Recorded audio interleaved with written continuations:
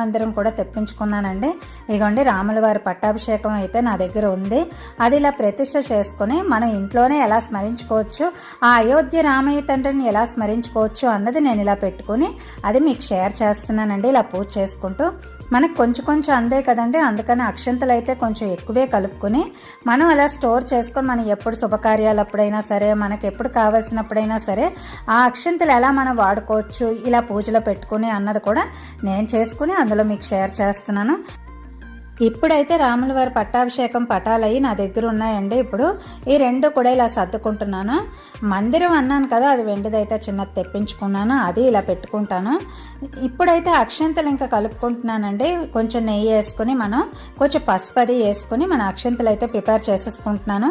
Already నా దగ్గర రాముల వారి దగ్గర నుంచి అందింది అయితే ఉంది కదా, దాంతో పాటు ఇంట్లో కూడా ఇలా తయారు చేసుకుంటున్నానండి అందులో కలుపుకోవడానికి.